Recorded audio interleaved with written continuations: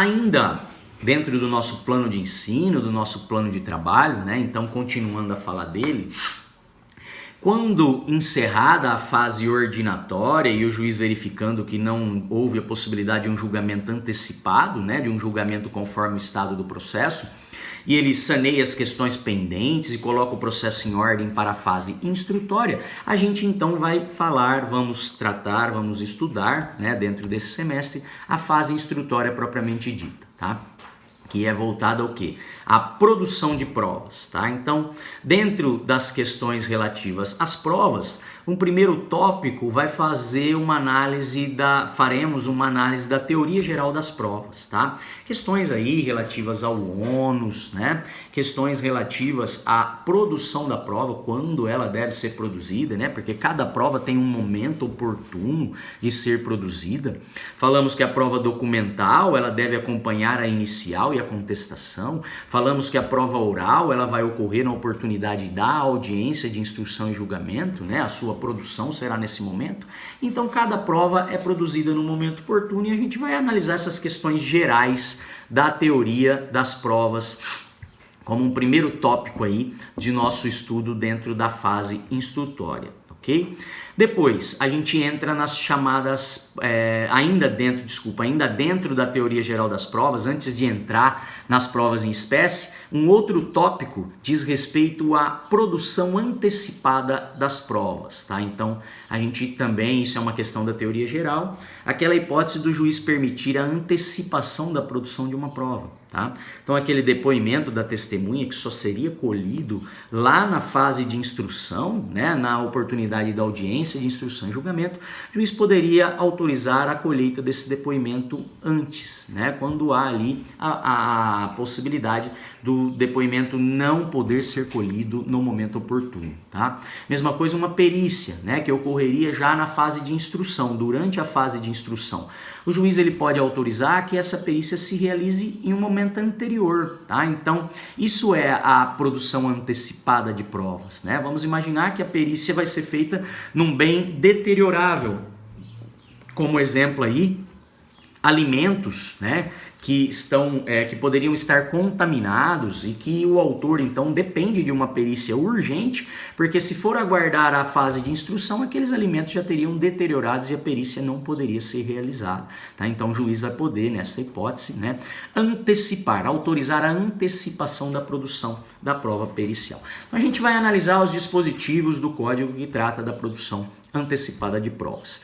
E aí sim a gente chega às provas em espécie, né? Aí analisando as modalidades típicas de prova trazidas no código, tipificadas no CPC, né? A gente vai analisar a ata notarial, a possibilidade de fatos, né, serem fatos constatados, né, serem colocados numa ata notarial, né, serem ali mencionados através de uma ata, um documento público, né, uma escritura pública lavrada pelo tabelião de notas, né, pelo notário, tá? Então essa ata notarial nada mais é do que isso, em você registrar aquele fato através de um documento público, tá? Então, na presença do tabelião, que vai constatar a ocorrência daquele fato e ele vai relatar isso numa ata notarial, né? Muito comum nos processos que envolvem aí ações de reparação de danos por publicações na internet, né? Porque a partir do momento que a parte entra com a ação, o réu toma conhecimento, imediatamente ele exclui aquela página da internet, aquele comentário ofensivo, né? Então, para que isso esteja registrado dentro do processo, essa ata notarial ela vai ser feita antes do ajuizamento da ação e ali o tabelião vai dizer que acessou a página, que viu aquela frase ofensiva, né? Ele vai registrar esse fato numa escritura pública que servirá de prova depois no processo, tá? Então, a primeira prova que a gente analisa é a chamada ata notarial, tá? Depois, pessoal, Como outra modalidade de prova em espécie, né, típica, trazida no Código de Processo Civil, a gente vai analisar a prova documental, né?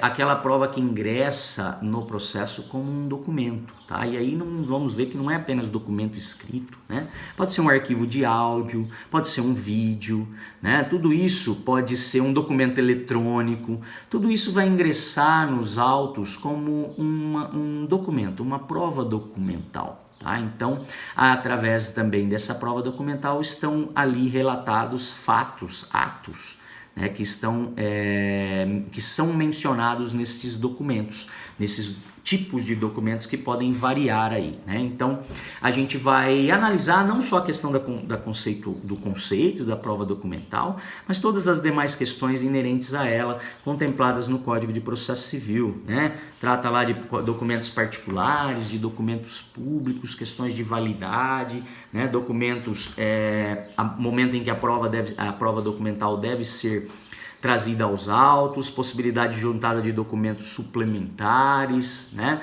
Tudo isso a gente vai analisar quando falarmos da prova documental.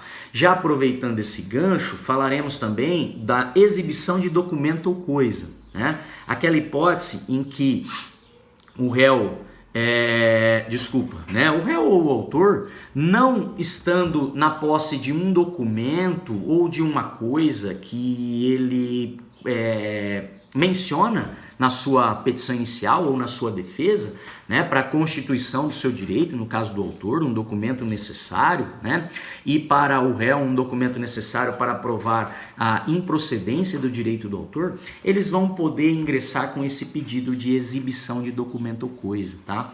É um procedimentozinho próprio, né, que tem assento no código.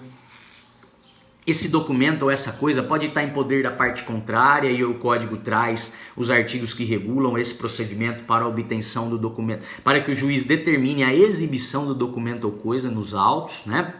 Envolvendo as mesmas partes, mas poderia ser que esse documento ou coisa estivesse em poder de terceiro, e o código vai dizer como isso também será resolvido, como esse documento será exibido nas hipóteses dele estar em posse de terceiro, tá? Então fala da coisa, mas a gente vai estar tratando de prova documental e fala também da exibição de documento, então a gente já aproveita o gancho para tratar dessa questão nesse momento do nosso plano de trabalho, tá?